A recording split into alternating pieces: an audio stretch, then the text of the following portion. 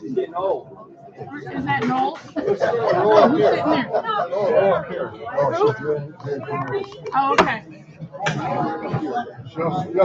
Instead of talking, you should be carrying some chairs. I can't. I'm gonna sit here once. You can have my seat if you want. Yeah, I'm sorry, I don't want your seat. I'm gonna go right here, but then I'm gonna be in front of the camera.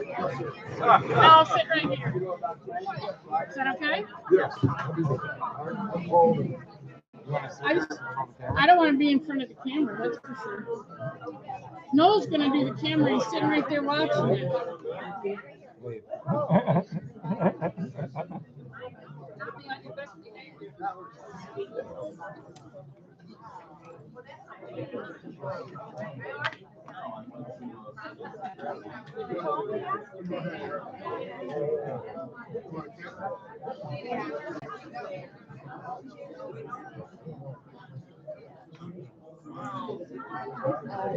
45 on this side. This one on this here looks like it's You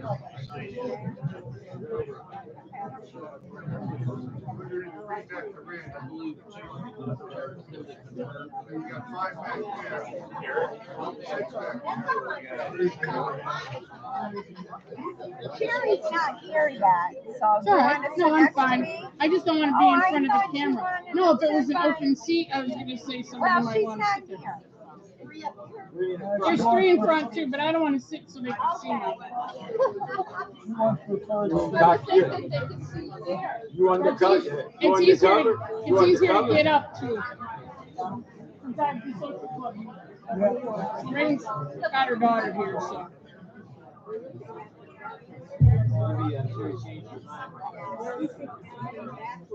If I could have your attention, we'll get started in just a couple minutes, so please silence your cell phone.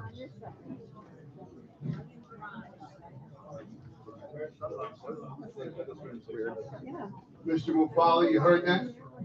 Excuse me?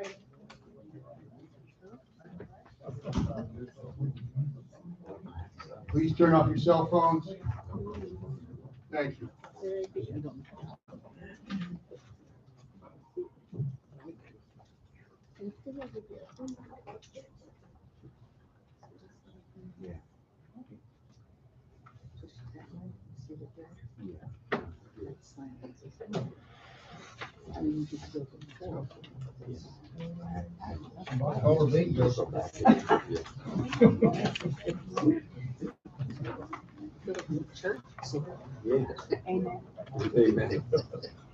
I trust everybody's got their raffle ticket. Anybody didn't get a raffle ticket? Okay, we ran out earlier last week. Yeah, I didn't know. I could have had a 50-50. What a crowd, what a crowd. Right? Well, we're here for the annual meeting and election, Pine Ridge Fort Myers Village One Condominium Association. It's Wednesday, January 17th, 2024. It's approximately 6:30 at the clubhouse, 4801 Lakeside Club Boulevard, Fort Myers, Florida, 33905. So everybody's signed in for tonight's meeting, I trust. Eric, did we establish the quorum of proxies? Yes, we did. We needed 232 proxies, and we got 243. Good deal. And everybody received their notice along with their proxy, so the meeting was properly noticed, yeah. The meeting is now called to order. We're gonna have a moment of silence for the memory of Lynn Spetz, Violet Shop, and longtime residents, along with Howard Parrish, who just recently passed away, all longtime residents of Pine Ridge. A moment of silence.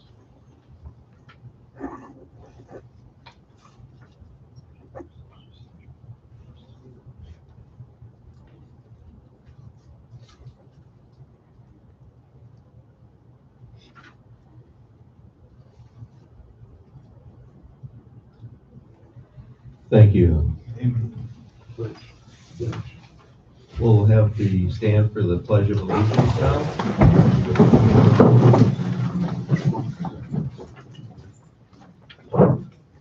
Pledge allegiance to the flag of the United States of America and to the republic for which it stands, one nation, under God, indivisible, with liberty and justice for all.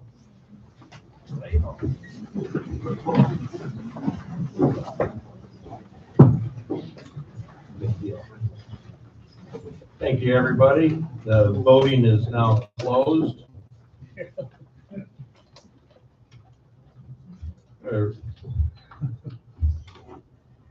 Eric, could you make the announcement on the proxy vote?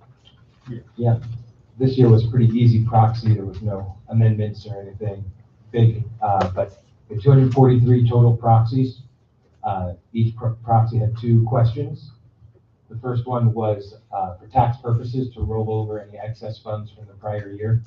Unfortunately, due to the insurance premium, I don't believe we're going to have any excess funds, but we do that question anyway. And that 228 were for that or approved that. 3 were against it, and 4 abstained and did not vote. Or sorry, 14 abstained and did not vote. So that one passed. Question number 2, waive the accounting audit.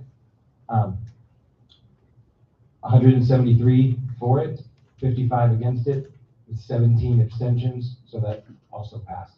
So the accounting audit will be waived. Yeah, this will be the second year that we waive it.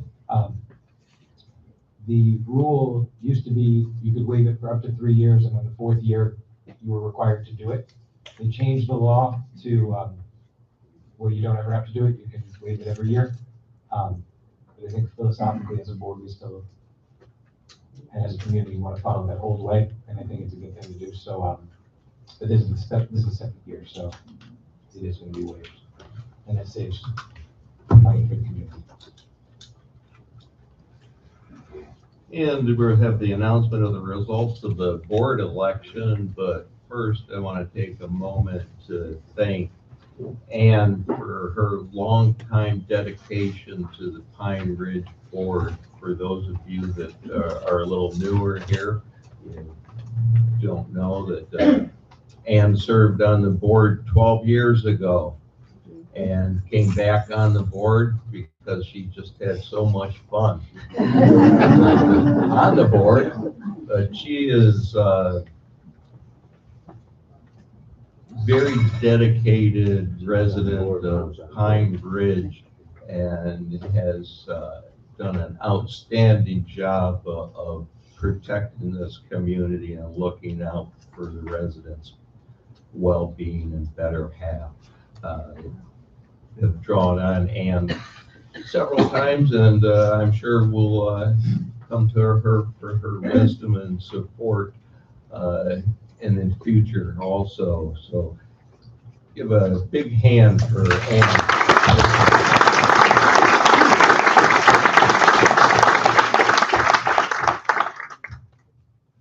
It has been a privilege to serve on the board. I would hope to, I know when I was first asked to run for the board, it was the last thing in the world I thought I wanted to do. But it ended up being a very rewarding experience, and I would encourage some others to come out of their comfort zone and maybe consider doing that in the future. Thank you. Thank you. Thank you, Ann.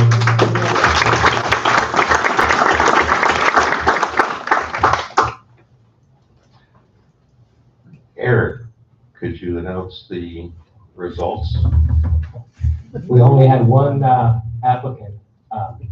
And I want to thank Ann too for her time. I've learned a lot from Ann. Actually, Ann, it's partially her fault that I'm here. She's one of the ones that hired me for this job, her and Ricky and Paul Schroeder and them. So, you know, you'll always have a special place in our heart and on the board here, and we're going to miss you. But Andy Levin was the only one who volunteered and stepped up. Thanks, Andy. Welcome to the board.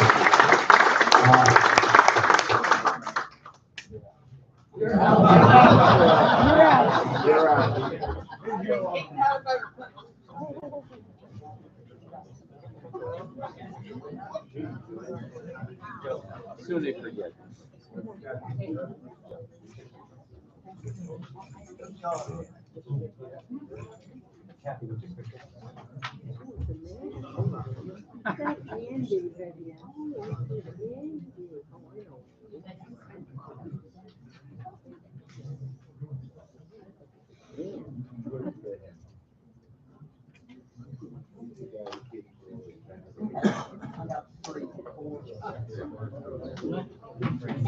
Oh, yeah, right.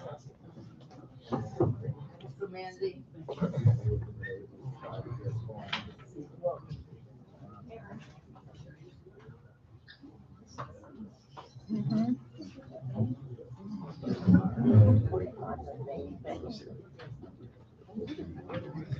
Ben?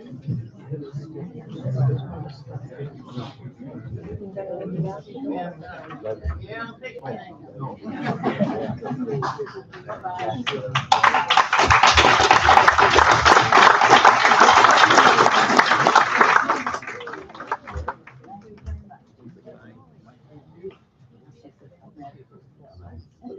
The Great Escape. Yeah.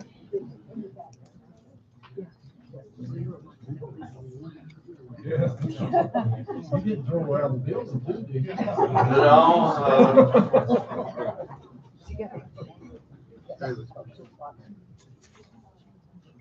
and with that, I believe this portion of the meeting is adjourned. We have a motion to adjourn. I'd like to adjourn this motion. I'd like to adjourn. I'll second that motion. If you know what it means. All in favor? Aye. Meeting adjourned. So much different than last year. We would be counting votes right now. Yeah, we'd be cutting the cake and all kinds of stuff. Not this time. Somebody ate the cake. And with that, we'll call to order the Board of Directors organizational meeting, Pine Ridge Fort Myers Condominium Association 1, and still Wednesday, January 17th, 2024. We'll now start immediately following the annual membership meeting. We are here at the clubhouse.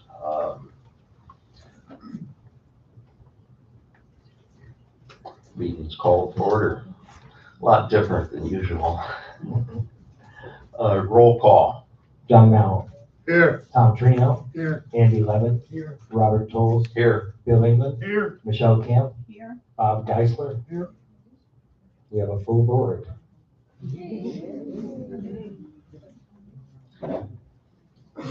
Do I have a motion to either read or waive last month's minutes? I make a motion, we waive the reading of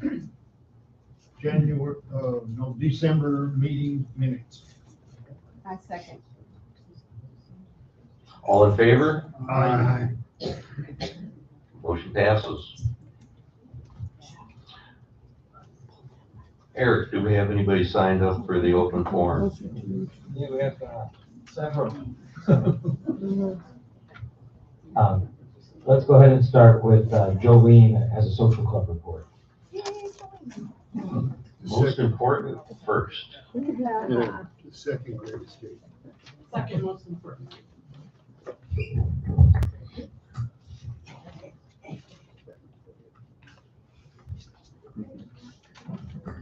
Not really. Okay, so I have the social club report. The holiday season was great. We would like to thank the board for getting the palm tree, nativity, and menorah up for everyone to enjoy. Coming up, the January potluck is starting at 5. The country western music night with Mike and Bill is starting at 6:30 on that same night on the 20th. The 21st, Sunday, we have trivia, something new. There's a sign up on the backboard on the left going out. The Clubhouse Ladies Annual Gathering of Friends is the 24th. There are still very few seats available. Get your check-in ASAP. The annual garage sales are on January 27th from 9 to 12 in the community. The paper is full at the moment, but Joan is going to put a new sign-up sheet over the top tomorrow. So if you try to sign up tonight, it is full, but we will put a new one up and add to it tomorrow. The White Elephant, the annual White Elephant is on February 3rd with the bake sale and the hot dog sale that same day. And that starts at 9 and goes till 9 to 12. So that means the hot dog sale will go from 11 to 12:30 that day. The 4th of February, we have karaoke at 6:30 in the clubhouse. February 7th, the social club meeting will happen at 6:30. And on February 10th, we're going to have the craft fair that runs from 9 to 1. So that means the hot dog sale that day will be from 11 to 12:30 also. Okay? There is a lot going on in the next 2 months, 3 months if you add March into that. Please look on front steps. Sarah's been very good about putting everything on front steps in a timely manner. The mailboxes have the little flyers, and the board has the flyers. Some things are paid, some things are free. Everything for the month of January is free. There is going to be a pay event in February, so just watch the board. Okay? Anybody have any questions? Okay. Thank you. Thank you, Julie. You're welcome. Next up is Carol Redmore. She usually is next. Hi, Carol Redmore, 4661 Lakeside. Just a question whether or not the board has considered using electronic notification and electronic voting so that we could eliminate some of the mailings. I realize not everyone has email, but at least I think it should be given an option since I'm sure the preponderance of people do have access to email. It would save us probably a couple of thousand a year because I know each mailing I received, it was like $1.83 in postage. So it's something to consider. I actually cut from the news press here from the real estate section where they have an attorney that talks about the legality of it. I could share this with you and for consideration. Yeah, no, I'm familiar with it, and e-voting in particular is something that's getting more and more traction. It's a secure system that you get. It's pretty neat, and probably one day we may want to go that direction. As far as the notices, that is something that we could do. The paper trail and certifying that we mail out the 462 has always been important to me, just because the rules were to mail it in like the old school way, but it would save a few bucks, and it is legal to do, so it's something we can consider. Next, we have Patty Thuringer. Hi, everybody. Question kind of for the audience more than the board. Patty Thuringer, 4693 Blackberry Drive. I've been taking care of the library. Is anybody here a person that was taking care of the library? You guys were? And then Beth Pape, who's not Off and here, on? but Beth Pape, who's not here right now, but I think is trying to get down there at some point. She's Okay. What I'm seeing happen is, well, right now there's 2 boxes of donations and the shelves are full. So I don't know what's gonna happen with those donations. We might end up taking older books off the shelves to make room for them. So I'll talk to these ladies later. I know there was somebody else, but she's not here because she's not in good health or something like that. So anyway, thank you. You know, the library is, other than the pool, probably the most used amenity that we have. You would never know it, but a lot of people pick books in and out of there. Next is Ron Visness.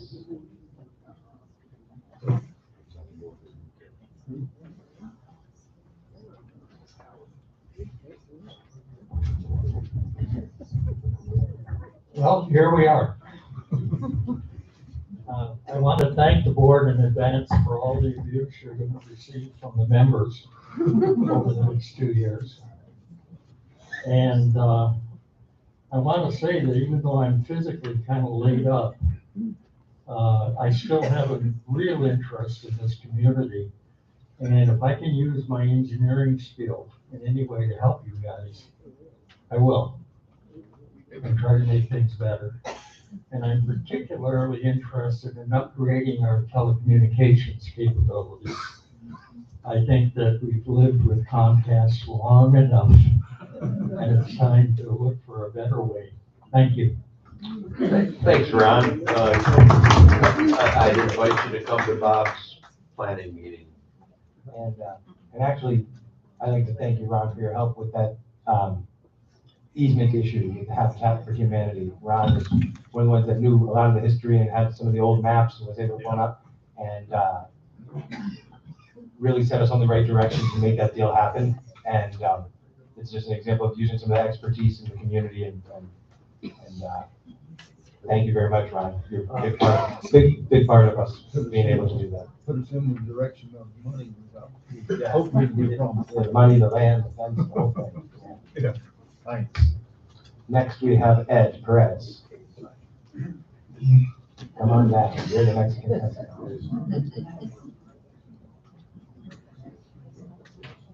Hi all, Ed Perez from 9628 Windsor Club Circle. A couple of points.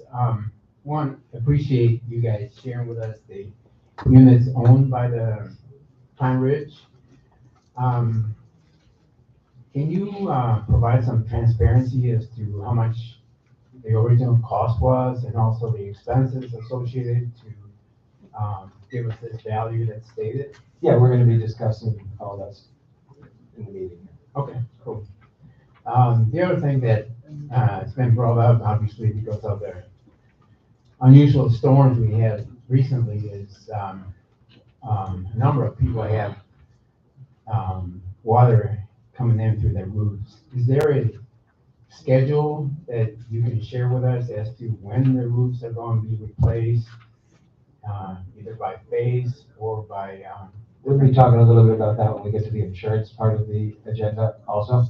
Some of the ones that are having leaks are not the ones due to be re-roofed. Most of them are actually the tall buildings that have been roofed in the last 5 years, but they're springing leaks anyway. Are those going to be prioritized?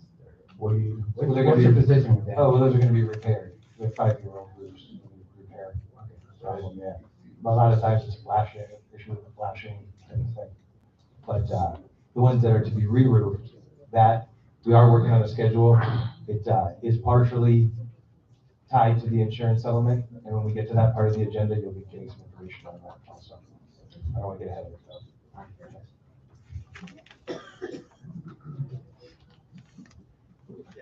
It looks like that's it. Oh, no, we got two more. Oh, Got two more. over on the other side. Kathy Durkin.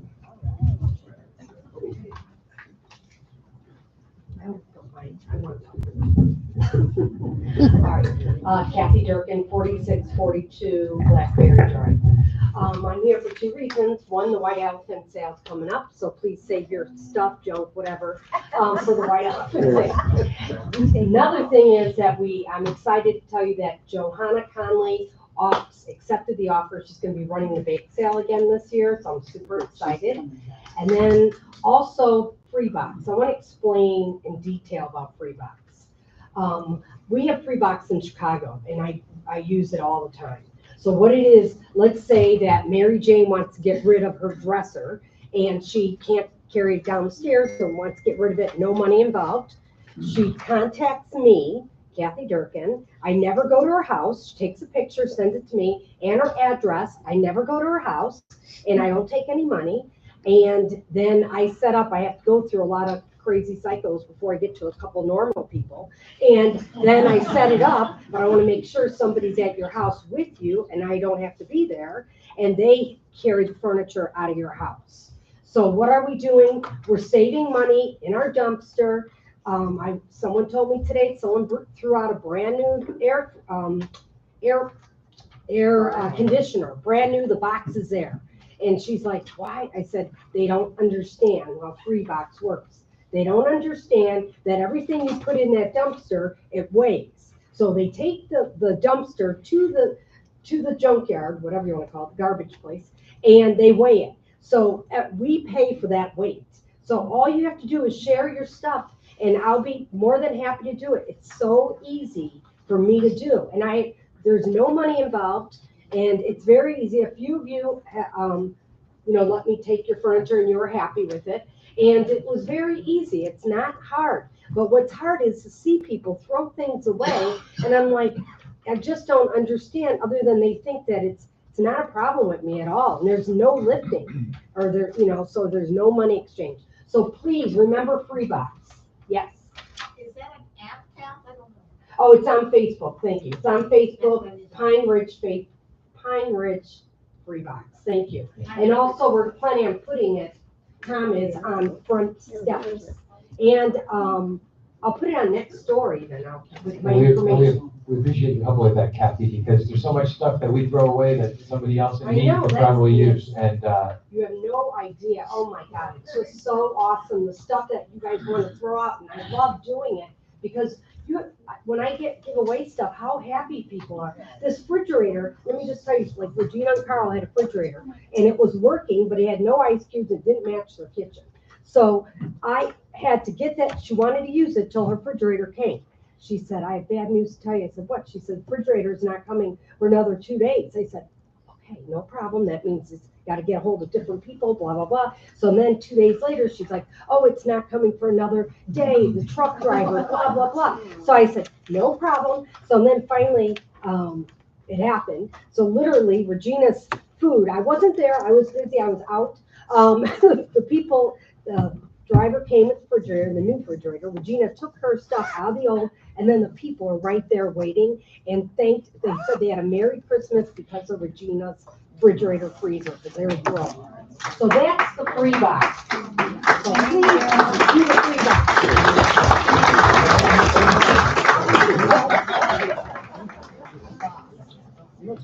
John Colucci. Step right up. Hi, John Kalubi, 9570 Green Cypress. I have a question about window replacement. I got an estimate last year. It was astronomically ridiculous. And I heard something about doing a group thing or whatever. Has that ever come about? Yes, or- I'm working with We're working on 3 companies, but before next meeting, I should have enough results to post. I don't want to just post one company. I want to have a minimal of 3 different companies. And some of those have been used in here, and I have reports back from the homeowner that the workmanship quality and everything went well. So we'll get that posted soon. Definitely difficult to find a company that's reasonable with the windows right now, especially. And as I mentioned always, if you get a price from a contractor anywhere, do your research. Don't go with the first one. See what's out there. Sometimes it's very painful to talk to these sales construction people, but the prices have quite a wide swing from one contractor to the next. That's it.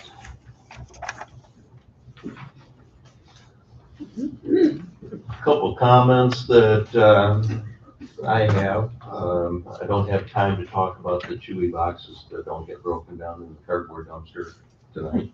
But the Christmas lights, they should be down or coming down by now.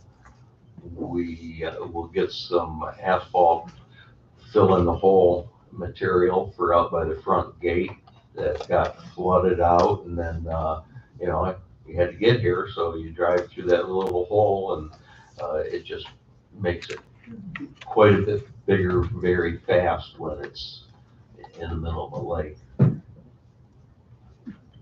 We had a record rain the other night.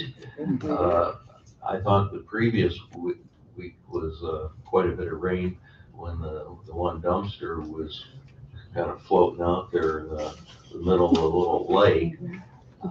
I waited till it stopped raining about a few minutes before 8, went to Home Depot, my favorite place. Came back 45 minutes later. I did a drive through the community when I left and one when I came back. Lakeside Club Circle was a nice controlled river. At 8 o'clock, at 8:45, that was gone. There were some other spots that took a couple hours to go down. I think one of the signal areas would be Blackberry. If you're on Blackberry, you're accustomed to the water building up there. Eric recently talked to one of our plumbers. They have equipment for going down there and taking care of that situation.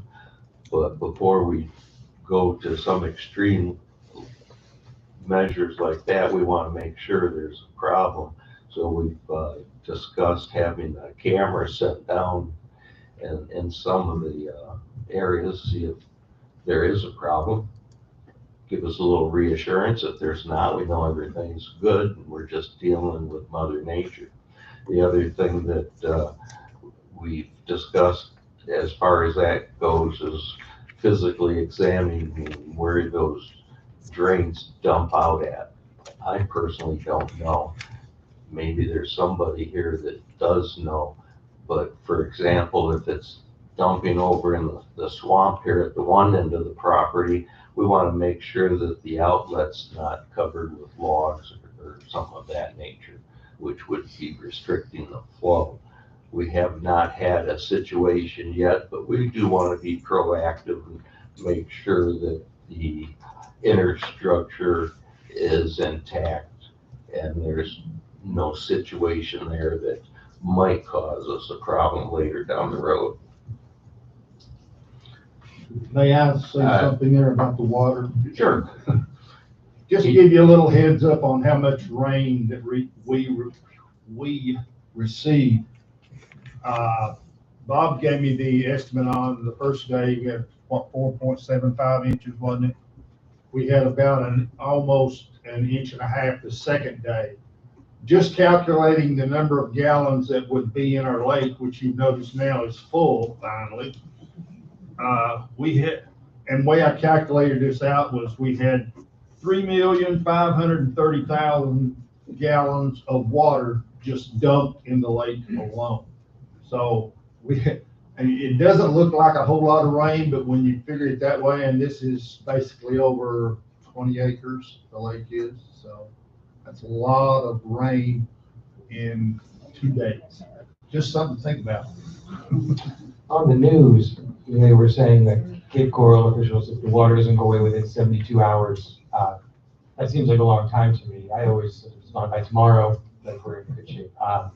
The fact that it goes down in most of the places that quick is encouraging. When it comes down that much at a time, it's hard for any drainage system to handle that much water, but if it goes away in an hour or two, that's excellent. So the drains are working fairly well considering the amount of water we had. So you don't drive through deep water like the folks in Cape Coral do. If the bumper is in the water, you're gonna have a problem. On a lot of cars now, the air intake is at the bottom portion of the bumper cover. It gets in the water, it sucks the water right into the engine and hydrolocks the engine and bends the piston rods. So don't go in the water with your little car, that's for sure. I talked to the pickleball people and they came up with a very nice proposal.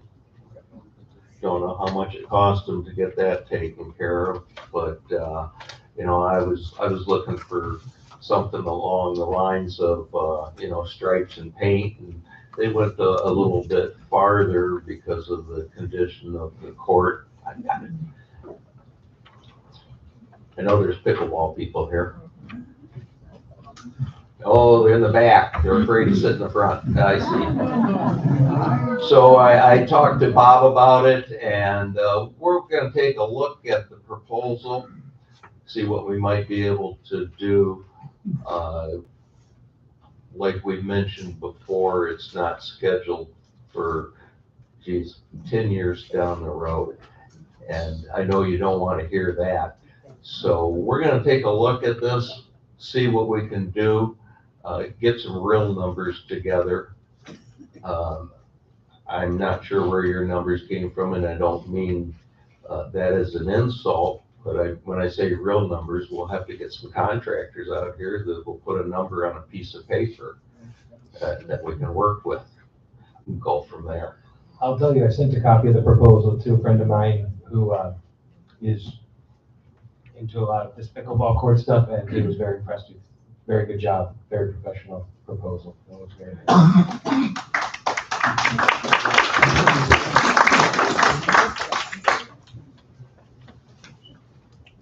So we will take a look at that, and we'll be getting back with you on that. Now, the villa. We talked about it a little bit here and there. So not everybody's been here before. We have a record number of people here tonight. The villa, as you know, we acquired. The board directed Eric to pursue the purchase of it, which he did. And we ended up purchasing that villa 2 days before it would have been auctioned off on the court steps, which would not have been good for any homeowner here to have that type of situation, and that's why we purchased it. We also purchased it at the right price. The house needed a lot of work, a lot of cleaning, removal of stuff. So the floor has been replaced with porcelain tile. The walls were taken down to the spackling and repainted. The ceiling was painted. The plumbing was changed by a licensed plumber. All of the electrical outlets have been replaced along with the switches. All of the electrical fixtures have been replaced. All of the shutoff valves have been replaced. The hot water tank, the complete kitchen, the tub and shower are original. Everything else in the bathroom is changed, including, you know, cupboards. The house has the original windows with storm shutters. It has a courtyard without a bird cage. It has a lanai that has glass and screen. The lanai was nice and didn't need to be touched. I'm sure I'm leaving out a handful of things that were done. There's all new appliances. There were, what else am I forgetting? AC. New doorknobs, locks, AC was serviced, clean.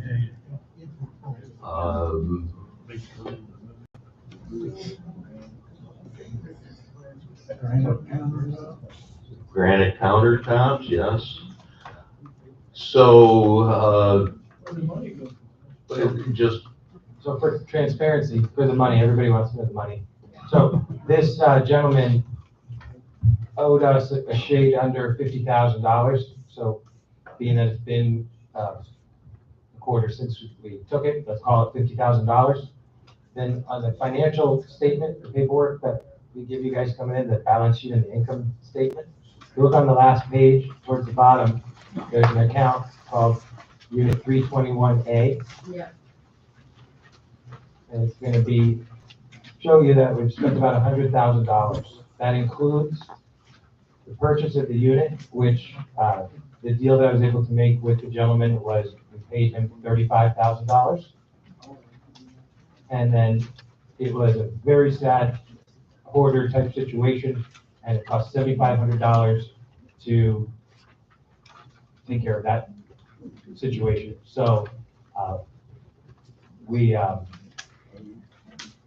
approximately 60,000 went to renovation. There's about $150,000 in it as a community as a cost. So what this represents is. We bought it for our lien plus $35,000. Because we had a judgment against the owner who hadn't paid his dues in a long time. So this represents our initial investment plus the improvements, which, like I said, I did the majority of that, but regardless of that, what it represents is somewhere between $80,000 and $140,000 worth of contractor priced work. So it's going to be a great value for somebody. We'll get into that a little bit later in the meeting. But for now, we got to get into our new business.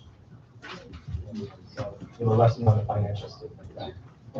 And yes, all those numbers will be disclosed.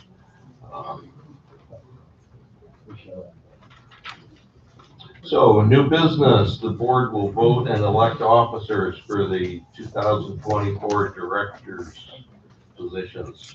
Eric, will you facilitate the election? Yes, I will.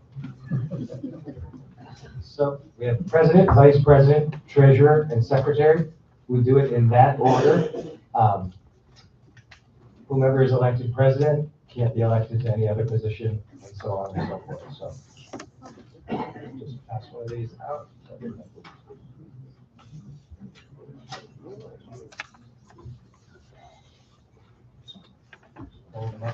Secret ballot, you need 4 votes to win.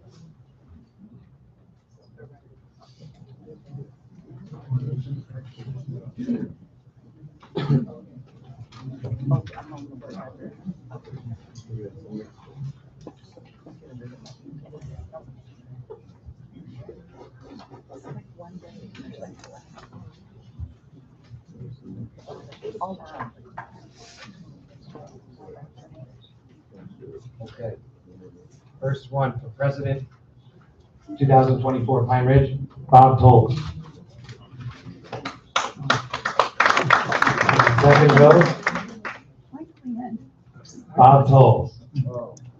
See, sometimes these are interesting, guys. You never know. Last year we had interesting vote. Bob Tolles. Oh, great. Bob Tolles. So that's you win. Okay, vice president.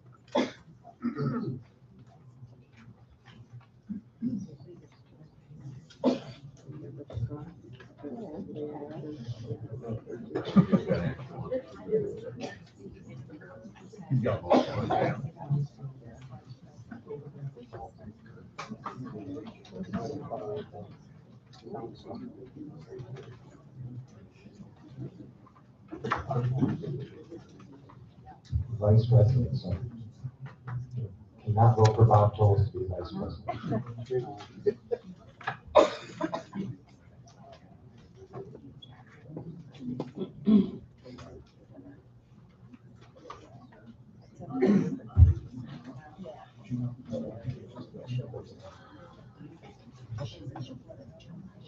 Vote 1, Vice President Tom Trina. Vote 2, Tom. Do we have 2 Tom? No, Trina. Vote 3, Tom T. We're gonna have a lot of moving around here with the officers, huh? Tom T again. So we've got 4 for Tom Trina. Congratulations, Tom. Vice President. Next up is treasurer. This is the job everybody wants.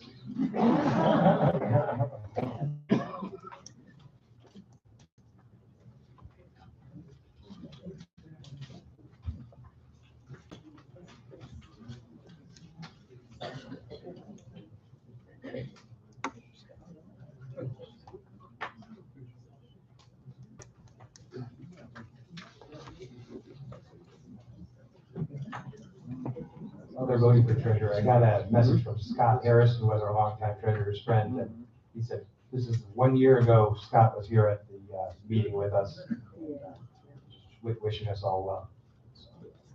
Oh, sadly missed. Bill England.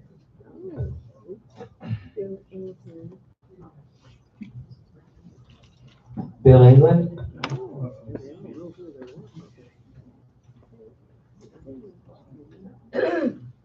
Bill England.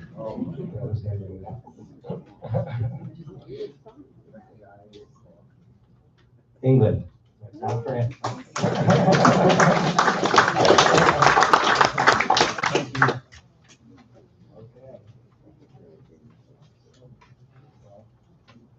You're willing to bet we have a new secretary.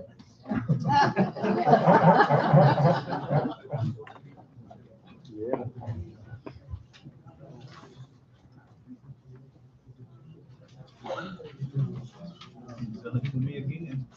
25 cents.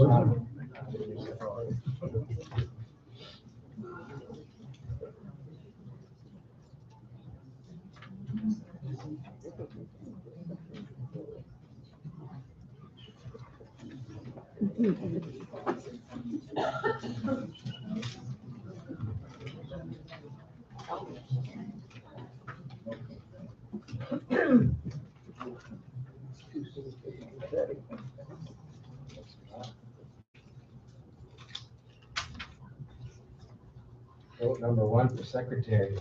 Andy. Hey.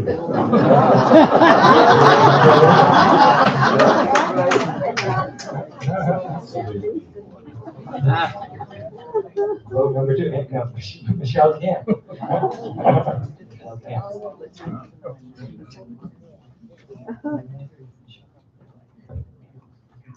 Michelle Camp. So we got 1 for Andy and 2 for Michelle. Michelle Camp. One more, and we have our new secretary. Michelle Camp. Congratulations. Officer on the board, this time as well.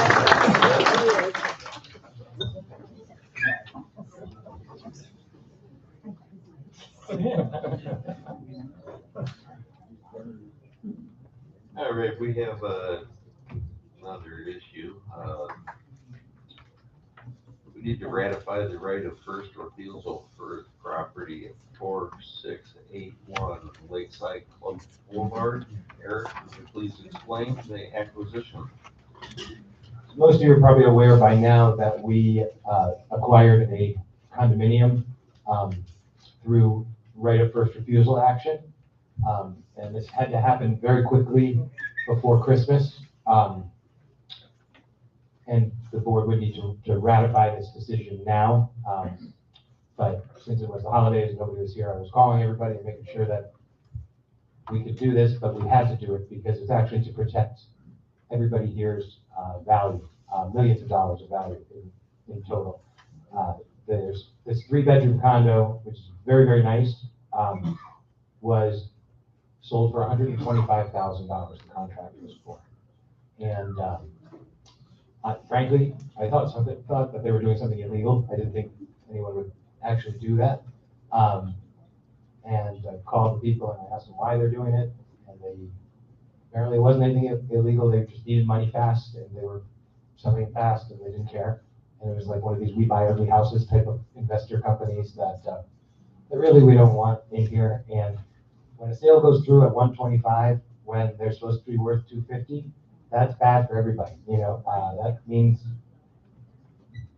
people have a reason to try to get you down 20, 30, 40, $50,000. If you times that by 462 units, you're talking about millions of dollars. And part of the board's and my fiduciary duty is to protect the equity and the investment that you guys have here. And now the opportunity to make some profit for the community is also there, which is a bonus. But we had to, it was our duty, I believe, to go ahead and exercise that right of first refusal. I tell you, the investor was pissed. He said he'll be hearing from our lawyer and this and that, and we had to accept the truth. And it, when they look at it, they see that the condo association took title on both of these units. They understand there are reasons why the condo association would, and that's not a valid comp compared to an actual sale to a person. So that's what it was. It was $125,000, and it's easily worth $250,000, and it would have been a very bad thing, I think, for every single person that lives here if we start to let units like that are that nice go through. Now, if it was one that was full of mold and a big mess and the whole thing, then you know it's only worth that. That's different, but we can't sell a prime time beautiful unit at that price because it will cost everybody. So that's what happened. But what I would ask, or I want to ask for one of the board members to make a motion to ratify that decision to make that purchase. I'd like to make a motion. Yes. Number one. So do I have a motion?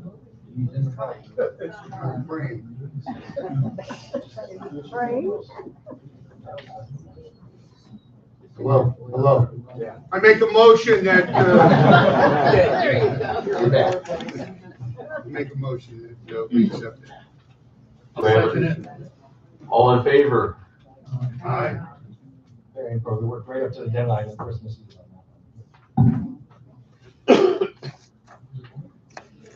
And our long-awaited check from the insurance company has arrived with about 500 pages of documentation to go through. So Eric, can you tell us where we're at right now with that?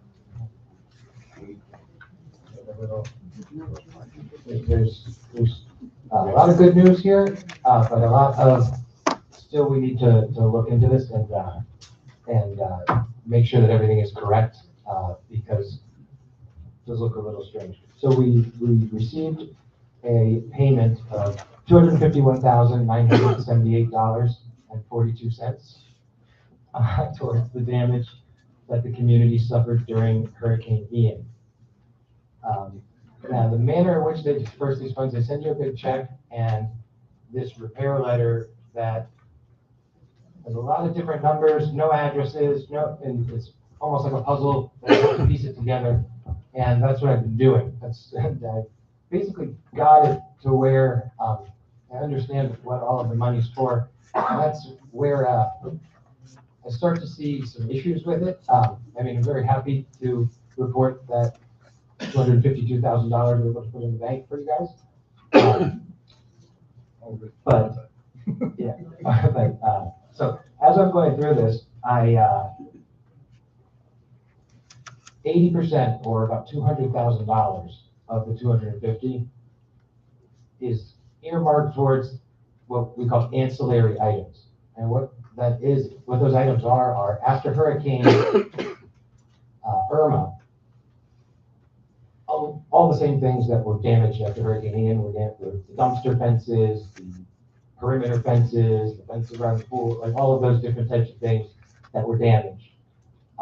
Mailbox areas, stuff like that. And none of it was covered. The only thing that was listed were the buildings. So I was very upset with that. And we had the insurance appraiser come out and took them all around and showed them all the different things that we wanted. And in subsequent policies, those were listed items.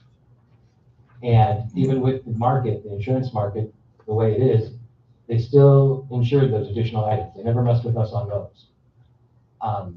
Thank goodness we did that after Hurricane Irma. The adjuster that the insurance company sent out, he didn't have pricing for fences. He said, get quotes. So I went to the most expensive fence company in town, and that's we got $200,000 worth of fences and things. But the troubling part is that 50,000 only towards the roofs, and the roofs that they're earmarking money towards are not even the ones that had the most damage. And it just leads me to believe that it's a sloppy job of adjusting this thing. And I think that we need to get our own adjuster to go out and inspect these roofs, in particular the ones that have significant damage. I couldn't believe that those are not listed at all, and see what can be done.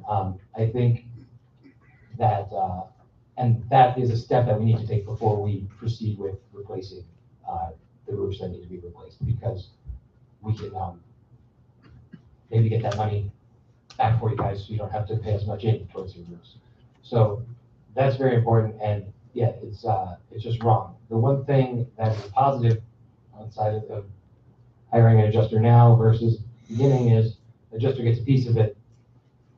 They don't get a piece of the 252. They get a piece of if we get anything above and beyond that. So that's what we're working on now. We sent it out to one company that does claims adjusting. They also did our research study. They're going to take a look and see what they think, and we'll probably talk to a couple others. And we'll get an inspector out here and get some final answers on what's going on, because I mean, as an example, just one of the roofs, Bob Geisler, the backside of his house, almost the whole roof, was almost unrepairable, and his is not listed at all. And there's other ones that had significant damage, and they're not listed at all. Then the way they depreciate it, whether that's correct or not, it's there's recoverable depreciation and non-recoverable depreciation, and a skilled eye to look at this and make sure that it's correct, I think, will pay dividends in the long run. So that's my conclusion from the settlement letter. A lot of damage is overlooked. The villas with the most damage, none of the proceeds are earmarked towards most of those. It's very strange.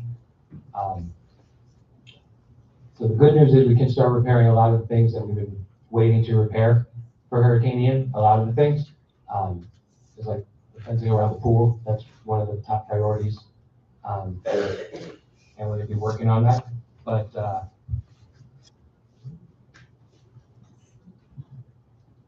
I just want to make people aware. Yeah, that's the good news. But prior to commencing work, an independent adjuster, it also behooves us to do that.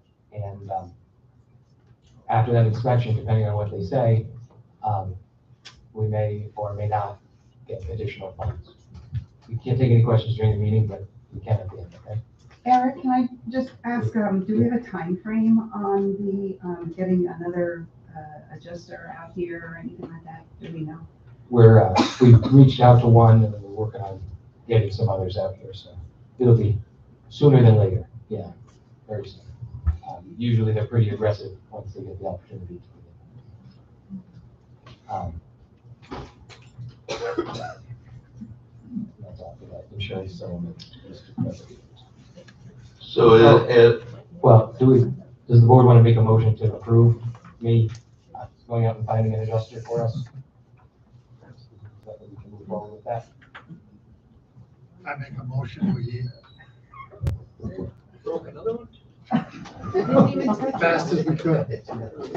I move we assign Eric the project of getting an adjuster to take a look at this 800-page settlement agreement, so we can assure ourselves we're getting covered. Second the motion. Any discussion? I would just like to add to that, not just for him to go through the paperwork, but that we actually do get another adjuster and inspector out here to authorize him to do that. Yeah, I want to have every roof inspector or every roof with damage is inspected. The fact that I saw a lot of duplicate numbers, which shows me copy and paste lazy work. You know, they supposedly got on every single roof here. There's something like 180 roofs. We count the garages. And it's just the ones that have the most damage. Now, they don't list it out by address. They list it out by, you have to really piece it together. But ones that have the most damage are not, we're not allowing anything for it. And to me, that just can't be right. So, see what happens.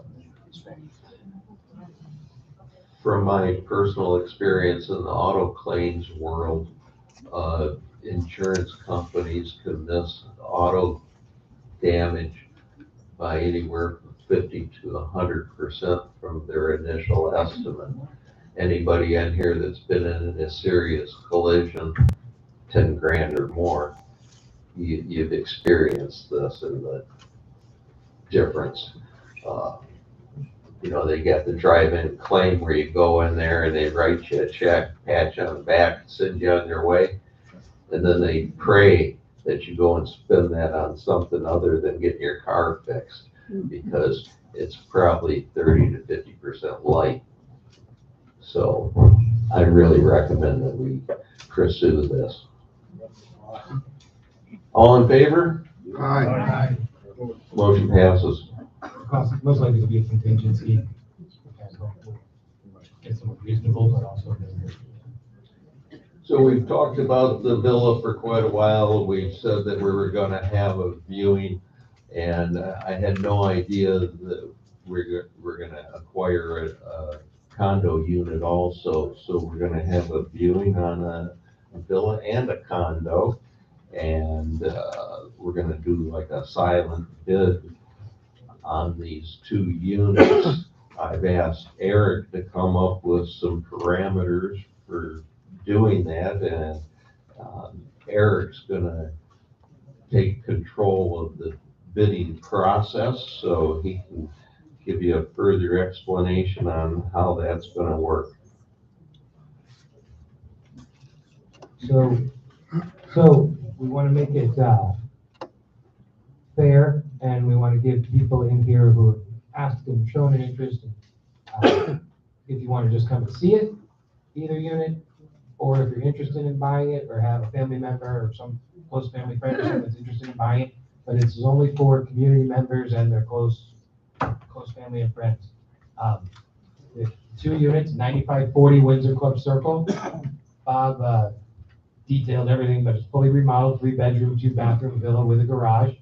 It's got all new plumbing, tile, designer kitchen, bathrooms, custom interior paint, much more. And the price is going to be $300,000.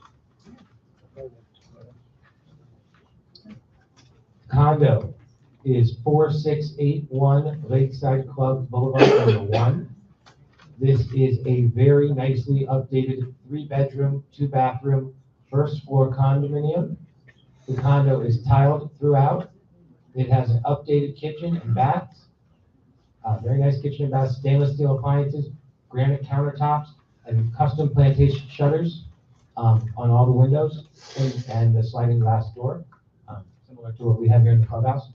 And the price for that is going to be $239,000. As an exclusive offering, only to Pine Ridge residents through this silent bid process. And you have the paper in front of you also, but many association members have expressed interest, or have friends or family who have an interest in purchasing the units that the association has acquired. For this reason, prior to placing the units on the open market, they will both be made available for purchase to those in the community via a sealed bid process with a minimum bid that is below what the asking price will be for the units on the open market. So here's an opportunity to, if you're interested, possibly get it at a discount, although it's going to be a bid, so you want to bid to win. All bids must be cash offers, and you have to include proof that you have the liquid funds and the ability to close within 30 days. All sealed bids must be submitted in a sealed envelope by 3 p.m. on Monday, January 29th. That's a little less than 2 weeks from today. The minimum bids for 9540 Windsor Club Circle. It's going to be placed on the market for $300,000. The minimum bid is $290,000, which is a very good price for that. 4681 Lakeside Club Boulevard is going to be put on the market for $239,000. Minimum bid, $225,000. $15,000 less. Opportunities to view these units. We're going to have 2 scheduled showings or open times that you can come in. One of them is going to be this Friday, January 19th, from 10 a.m. to 11 a.m. The second showing is going to be on Sunday, January 21st, from 1:30 to 2:30 in the afternoon. If you can't make it at those times, or if you're interested, you want to view the unit outside of those times, you can let me know, and we'll make arrangements to have the units shown to you. But it's a good opportunity for someone to get a nice new condo or villa, and the association will make a nice profit, and that's only going to help everybody in the long run as our expenses keep going up. So maybe you're tired of parking your Camaro convertible outside the parking lot and would like a bill? Perhaps this is some of your opportunity?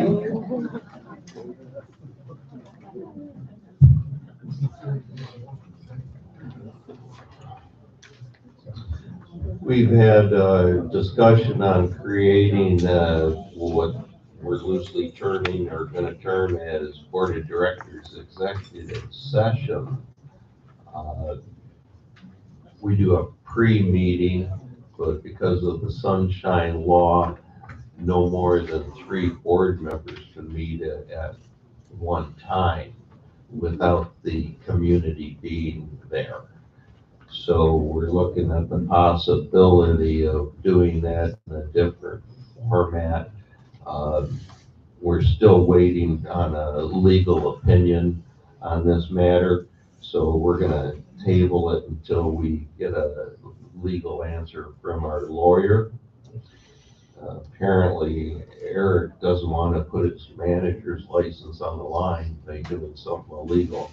So we want to make sure that if we do go this route, we're doing it all in a legal manner. But Florida Sunshine Law is means that the board can only meet at a quorum of the board can only meet at a duly noticed meeting, just like this one. So we need to get some clarification from the lawyer on how we can have the whole board and have a duly noticed meeting with under these new format if that is able to happen. One thing that I wanted to announce, though, especially since that is being tabled for now, and I know that there's a lot of rumors that go on in the community, questions that people have, things that that they notice, that they see, that maybe they mean to mention, and they are going to work with, and they don't get a chance to, or just curiosity. I believe in transparency and being as open as possible and have open door policy, but I know sometimes people don't come down or don't want to come down alone or this or that. What I want to start is every Wednesday, with the exception of the board meeting nights, every Wednesday from 3 o'clock in the afternoon to 4 o'clock in the afternoon, we're going to have a town hall with the manager. And you guys can come in. Anybody who wants to come can come. You can ask anything you want, and we'll talk. I'll try to answer as best I can. If I can, if I can't, try to find out, and I think it will be a great thing to improve communication in the community and face-to-face communication. Getting that, if you have a question, getting that answer face-to-face versus through an intermediary or reading it can be a lot more effective. So we're going to go ahead. We're starting next Wednesday, and it's going to be 3 o'clock, and we'll do it for an hour.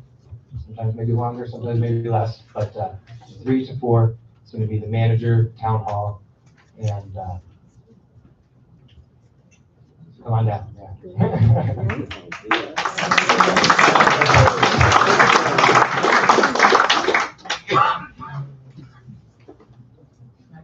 I hope a lot of you take Eric up on this opportunity, and we will also have to we will try to have as many as 3 board members present, but no more than 3 board members present. So we can rotate that members in and out. Yeah. Or if you'd rather not have them, you guys can tell them not.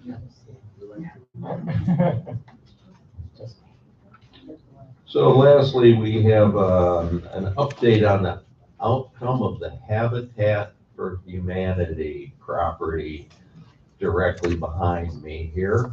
And I think that that worked out very well for the community. So Eric, can you tell us what happened there?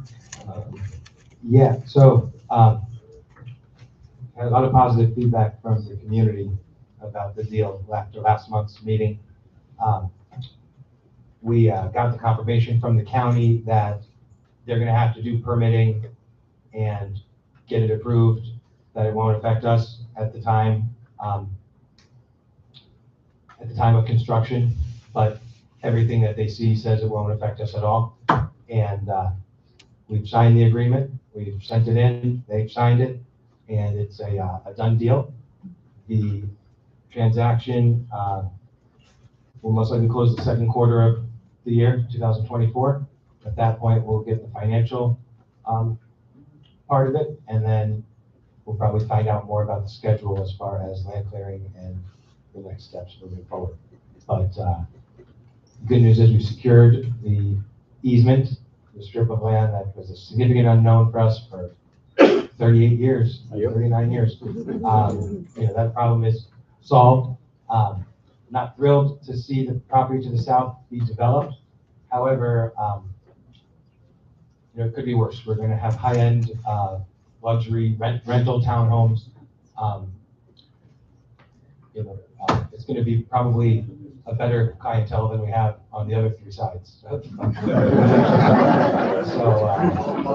they're going to put up a fence. They're going to maintain the fence. We weren't happy. We weren't really wanting that material. We wanted a more solid fence, but we agreed to this because they agreed to take sole responsibility of hurricane comes and hits that fence. They have to put it back up in a reasonable amount of time and maintain it, and that's a good thing for us. We could always plant in front of it also some shrubs, but it's a done deal. We don't have to think about whether or not the south end. How much of the land are we getting? So when they plot out the section, it'll all kind of be determined then, but what we're trying to go by the guideline and what we drew in on all the maps and things that we signed, basically the cleared area that we have, we're trying to keep that. And probably what be more than the 25 feet easement that we're supposed to have. And Eric, what happens if their deal falls through? Their deal falls through. This deal should stay in place, and any future buyers will be bound to this. Now, they're not giving us this land and this money for no reason. They believe that us signing off on it is benefiting them. Whether or not us signing off on it is benefiting them or not is irrelevant. But we got the deal, and We got what we want. Good job, Eric. that we wanted. Plus a little bit.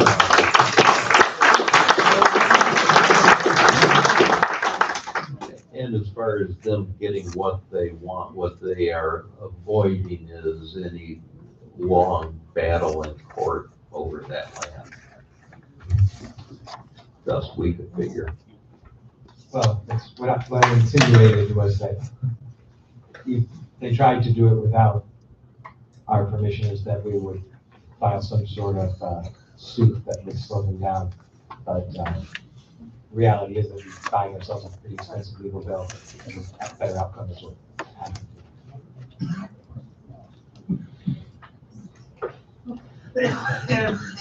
What was the final figure that we're gonna receive? 150,000.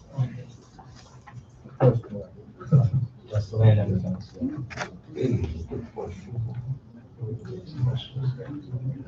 So before we adjourn tonight's meeting, do we have any questions from the audience on topics that we discussed tonight?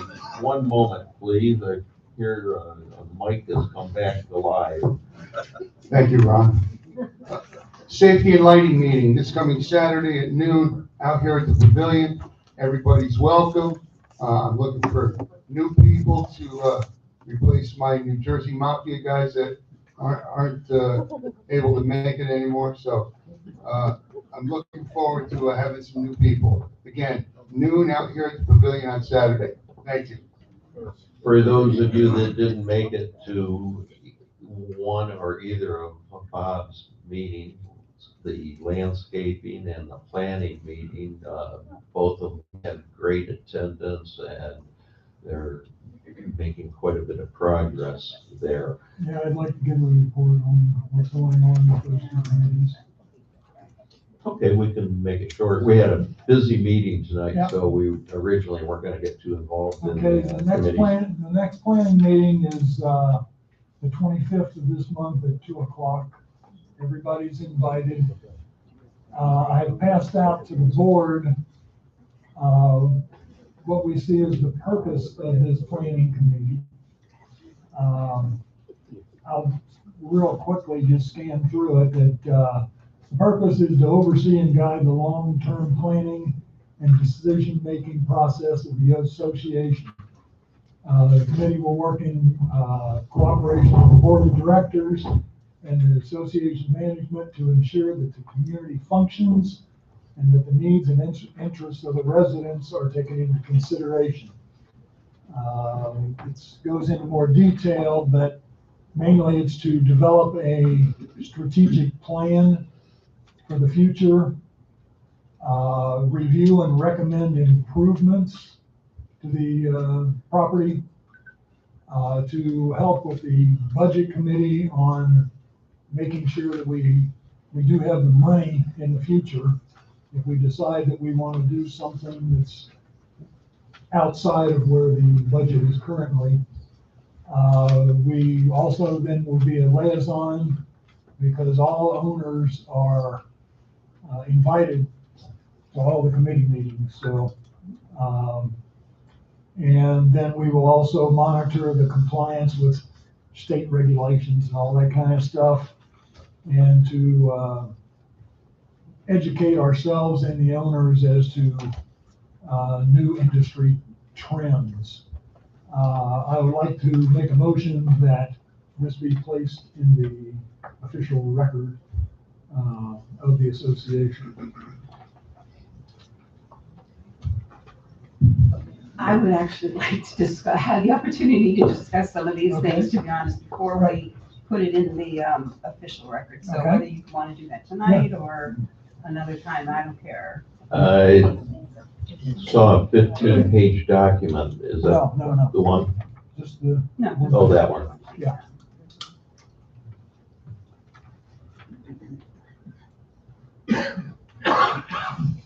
We want to take a little time to look that over. And, Can we table that for the next meeting, please? Yeah, it was mailed out a week ago to the board, so. I just have to ask questions. Let's table this and Okay. we'll talk about it. We can get together as individual board members with you. I honestly haven't had a chance to look at the other document that you sent out. I was there for this where we discussed it in your meeting. And I did think that it was a very positive meeting and headed in a positive direction. But the rest of the board would like to take a little bit of time, look at it a little deeper before we make it an official document. Okay, and on the landscape committee, I want to thank all the volunteers who have been helping out with what's been going on. Okay, hear me now? I thank the volunteers that you'll be seeing some things happening in the near future. We've come up with a plan for redoing the entrance driveway all the way in. And we're gonna have new plants and, we're gonna be pressure washing and doing some painting out there by the guardhouse and some things to spruce that up. We're gonna be adding another light out of the first palm tree at the stop sign. Some miscellaneous projects that we're gonna be working on. And as part of that, we're also going to be starting with our mulching program. In previous years, we've just done a big, huge one-time mulching. What we're looking at is, individual areas, what the mulch requirements are.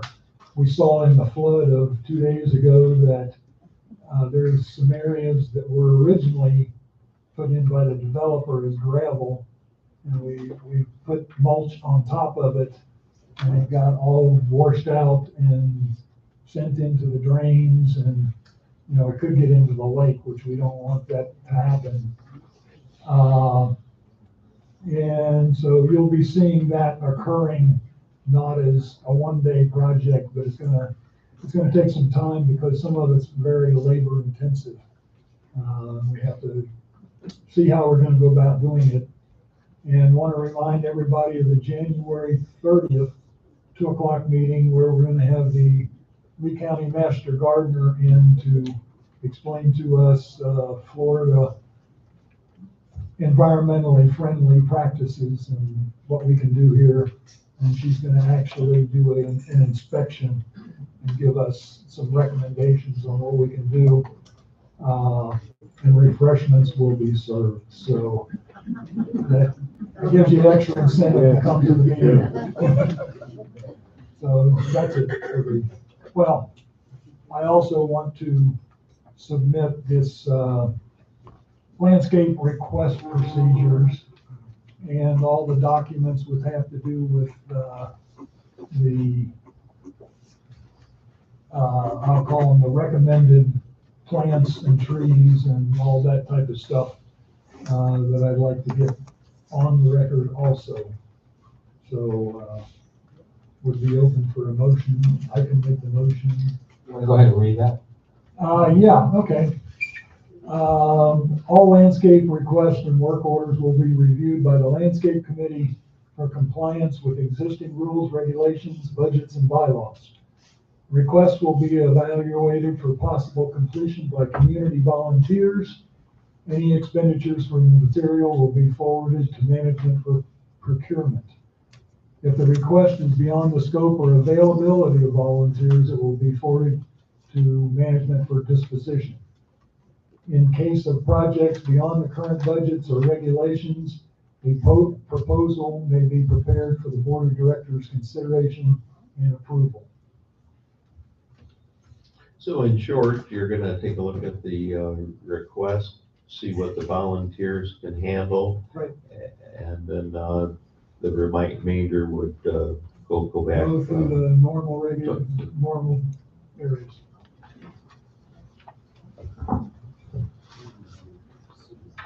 I'll second that motion. Any discussion needed? Question, is the full document what you're wanting, or is it just the first page? The full document, the rest of the document, I consider a living document because it's a list of acceptable plants in the state of Florida. And I can see that changing as we learn more about some of the things. John brought up that there's one of the trees that's on this list. It is not plumbing friendly. It's invasive to the pipes and stuff, and that can be removed. So that's like a living document for the committee to go by? Yes. It's a committee document. It's a committee document. So we've got a procedures document and a committee document all together. Okay, all in favor of the landscaping proposal to reduce the load on the staff by use of volunteers for some of the more minor projects? All in favor? Aye. Motion passes. So yes, if you're, looking to get out of the house, you want to see what Norm does on a daily basis, come to the meeting and, see what you can do to volunteer. You mean no? No. Noel.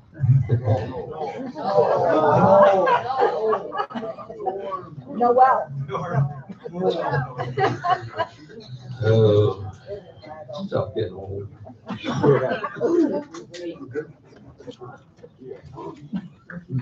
Go ahead.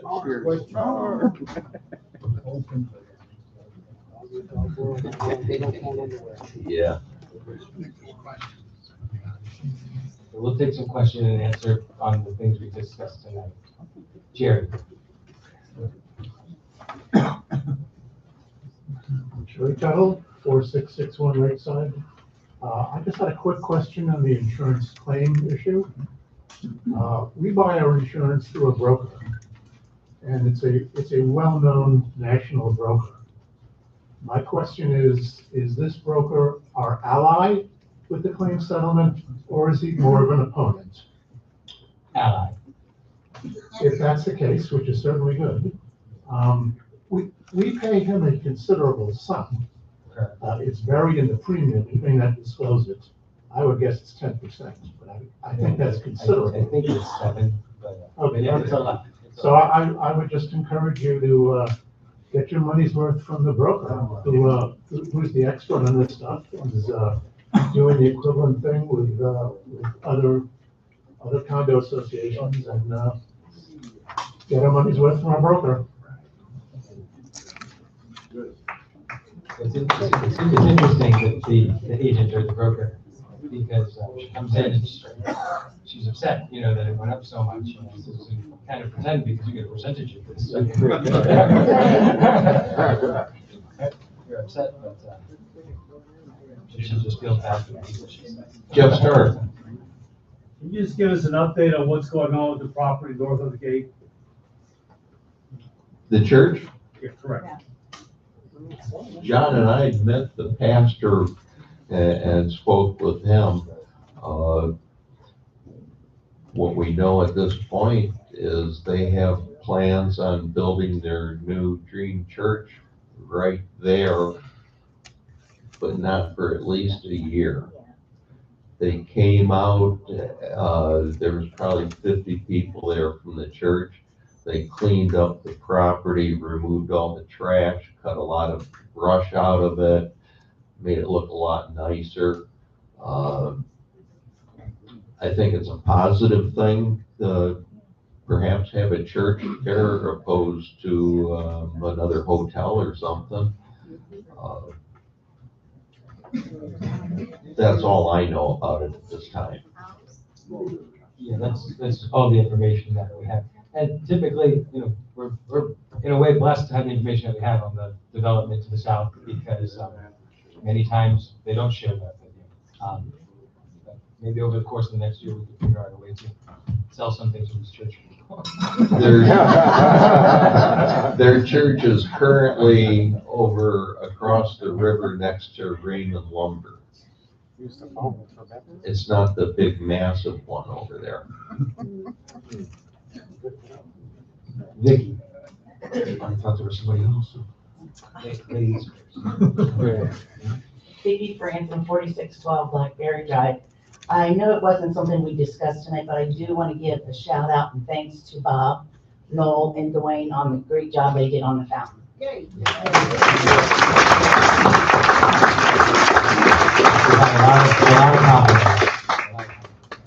You can actually see it squirting water now. And when it was ready to overflow, you could see it wave of water. Yeah, like a wave pool. Great job. Is that it? Anybody else? Should I have a motion to adjourn? I'd like to adjourn the meeting. Second. Thank you, All in favor? Aye. Motion adjourned. It's great to see so many people here. I expect you all here next month. You gonna go out that way? I'll follow. I hope you noticed a little difference in the sound tonight. We had a sound engineer here. We're trying to work and improve that sound so everybody hears.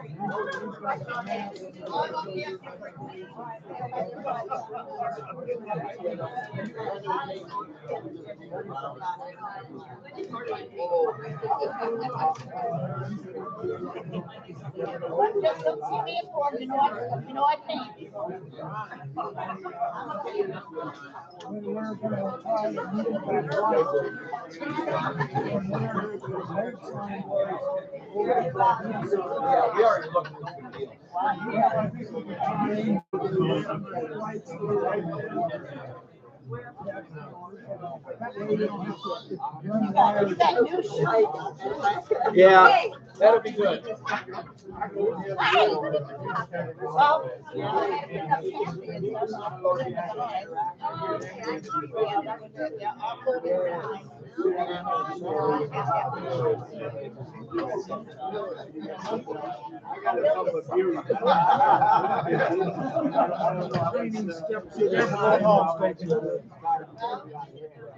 Yeah, I don't like Chinese. I don't like the way.